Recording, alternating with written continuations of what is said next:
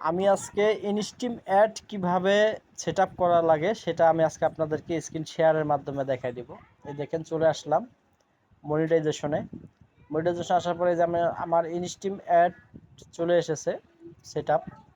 এখানে এটা ক্লিক করলাম, পরে একটু স্ক্রল করলাম, করার পর আমার সব কিছু ক্লিয়ার। এখন গেট স্টার্টে আমি দিয়ে দেব ক্লিক করে।